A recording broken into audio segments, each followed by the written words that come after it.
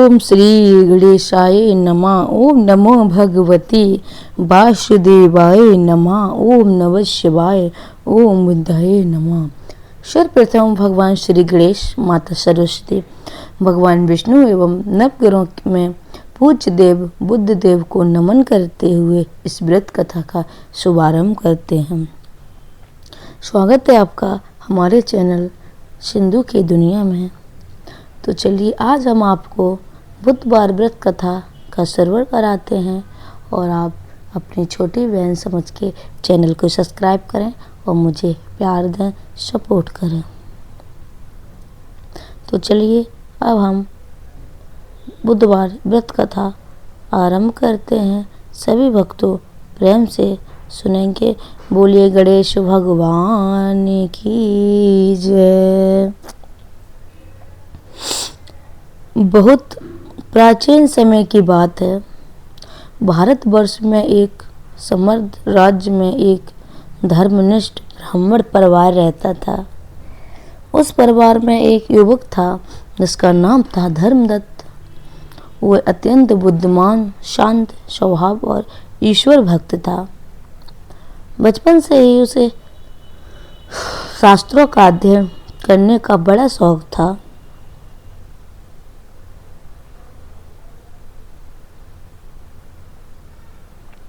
उसने वेद पुराण, उपनिषद और स्मृतियों का गहन अध्ययन किया था, किंतु विद्या के साथ साथ उसने अहंकार भी धीरे धीरे घर करने लगा था। धर्मदत्त को अपनी बुद्धि पर बहुत गर्व था। वह स्वयं को सबसे श्रेष्ठ मानने लगा था। गांव के लोग जब किसी समस्या में पढ़ते तो उसके पास सलाह लेने जाते। हुए सबकी सलाह करता, लेकिन मन ही मन स्वयं को दूसरों से ऊंचा समझने लगा। कुछ वर्षों बाद धर्मदत्त का विवाह एक सुशील, सुंदर और धार्मिक कन्या से हुआ। उसका नाम था सुमेधा। वह अत्यंत सरल स्वभाव की थी, सदा सत्य बोलती थी और ईश्वर में उसकी अटूट आस्था थी। वो विशेष रूप से भगवान विष्णु और उनके प्रिय देवता श्री गणेश की भक्त थी। बोलिए गणेश भगवान की जय। विवाह के बाद दोनों सुखपूर्वक रहने लगे। घर में धन धान्य की कोई कमी नहीं थी। खेती बाड़ी अच्छी चलती थी। व्यापार में फल फूल रहा था। हर दृष्टि से वो संपन्न थे। परंतु कहते हैं ना, जब मनुष्य को अधिक सुख मिलता है तो कहीं ना कहीं परीक्षा भी आती है। कुछ समय बाद धर्मदत्त के जीवन में कठिनाइयां आने लगी। पहले व्यापार में घाटा हुआ, फिर फसल खराब हो गई। धीरे धीरे कर्ज बढ़ने लगा। घर में कलह होने लगी।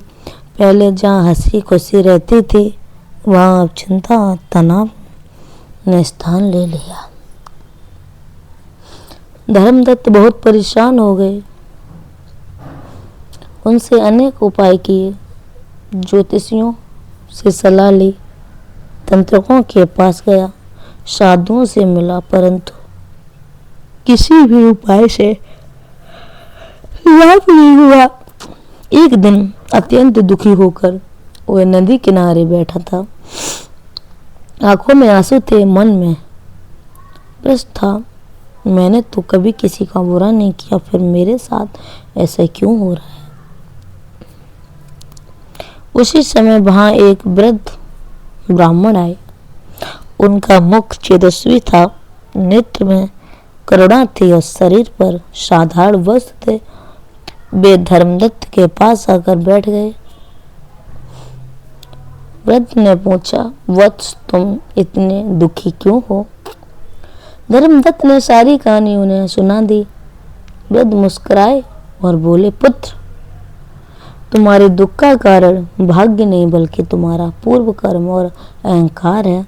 तुम विद्वान तो हो परंतु विनम्र नहीं हो। ये तुम्हारा सबसे बड़ी भूल है। धर्मदत्त को ये सुनकर बहुत पीड़ा हुई। उसने विनम्र होकर कहा, महाराज, अब मैं क्या करूं? मेरा जीवन अंधकार में डूबता जा रहा है। वृद्ध बोले, यदि तुम सच्चे मन से उद्धार चाहते हो तो बुधवार व्रत की कथा का श्रद्धापूर्वक श्रवण और पालन करो। ये व्रत भगवान विष्णु और श्री गणेश की विशेष कृपा दिलाता है। ये कहकर वे वृद्ध अचानक वहां से अंतर्धान हो गए। धर्मदत्त समझ गया कि वह कोई साधारण व्यक्ति नहीं थे, बल्कि कोई दिव्य महापुरुष थे। उसने घर जाकर अपनी पत्नी सुमेधा को सारी बात बताई। सुमेधा पहले से ही इस व्रत में विश्वास रखती थी। उसने पति को प्रोत्साहित किया। दोनों ने मन ही में निश्चय किया कि वे पूरे विश्वास के साथ बुधवार व्रत की कथा का पालन करेंगे। पहले बुधवार से ही उन्होंने नियम पूर्वक कथा सुननी शुरू की। हर सप्ताह श्रद्धा से भगवान का स्मरण करते, मन को शुद्ध रखते और कथा का चिंतन करते। धीरे धीरे धर्मदत्त के मन में परिवर्तन होने लगा। उसका अहंकार कम होने लगा।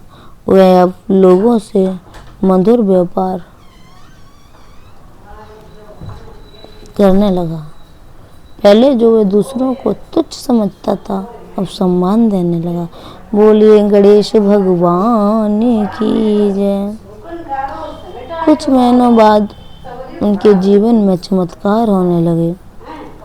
एक दिन धर्मदत्त को अचानक एक व्यापारी ने बुलाया।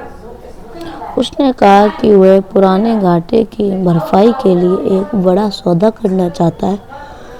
ये सौदा धर्मदत्त के लिए अत्यंत लाभदायक सिद्ध हुआ। फिर धीरे धीरे कर्ज उतरने लगा। फसल अच्छी होने लगी। घर में फिर से समृद्धि आने लगी। बोलिए गणेश भगवान की जय। परंतु अभी परीक्षा पूरी नहीं हुई थी। एक बार राज्य में भयंकर अकाल पड़ा। चारों ओर भूख और पीड़ा फैल गई। लोग एक एक दाने के लिए तरसने लगे। धर्मदत्त का परिवार भी इससे अछूता नहीं था। घर में अनाज कम होने लगा। कई बार ऐसा हुआ कि उन्हें आधा पेट ही भोजन करना पड़ा। परंतु इस बार धर्मदत्त ने धैर्य नहीं खोया। उसने मन में सोचा, जो भी होगा भगवान की इच्छा से होगा। एक दिन एक भूखा साधु उनके द्वार पर आया।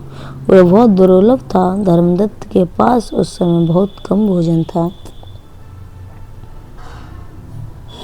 मन में द्वंद्व हुआ, खुद खाएं या साधु को दे।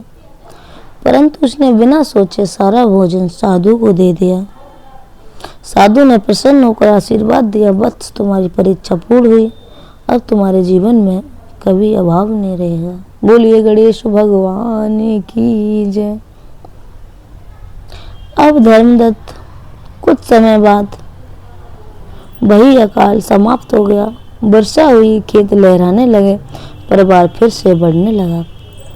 अब धर्मदत्त पहले से भी अधिक समृद्ध हो गए। परंतु इस बार उसके मन में अहंकार नहीं था। वह सदा कहता, ये सब भगवान की कृपा है। की सहायता करने लगा, विद्यार्थियों को पढ़ाने लगा, साधुओं की सेवा करने लगा। उसकी पत्नी सुमेधा भी बहुत प्रसन्न रहती थी।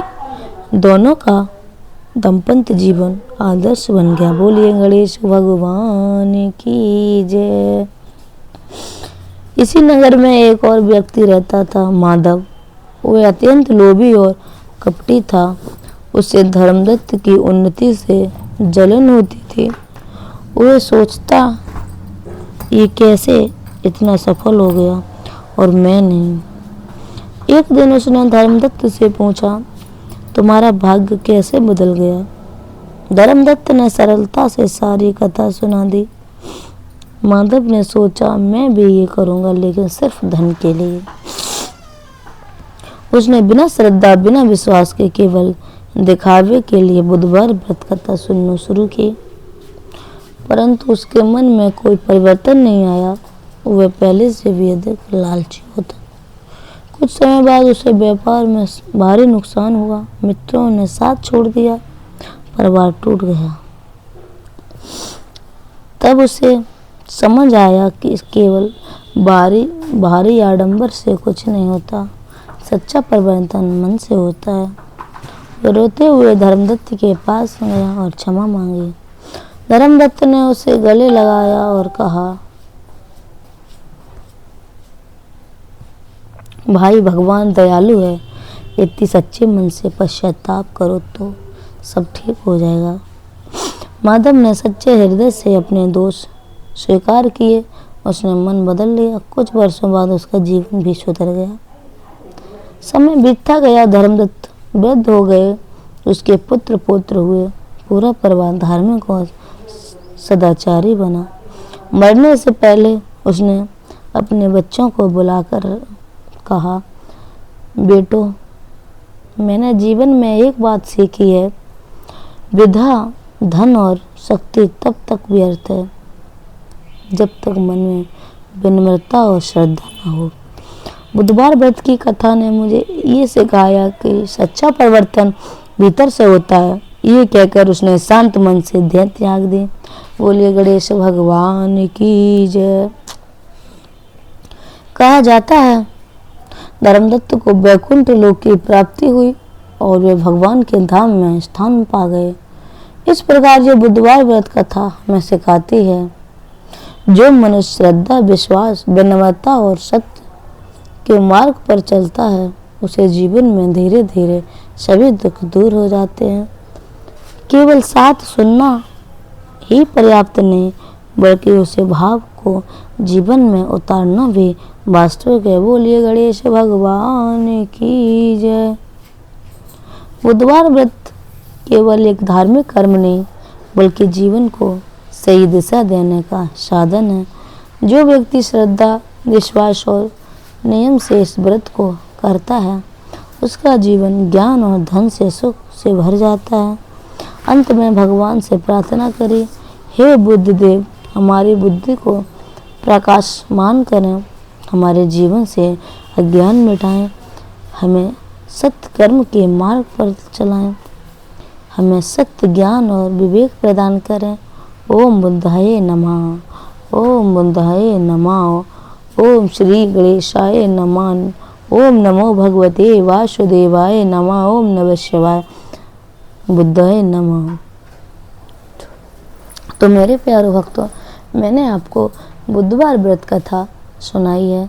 आप लोगों को अगर ये कथा अच्छी लगी हो तो वीडियो को लाइक कमेंट ज़रूर करें और अपनी छोटी बहन समझ के चैनल को सब्सक्राइब करें और इसी तरीके की वीडियो लाते रहेंगे। और आप कमेंट में बताएं कि हम किस टॉपिक पे किस तरीके की वीडियो लाएं, हम उसी तरीके की वीडियो आप लोगों के लिए ज़रूर लाएंगे।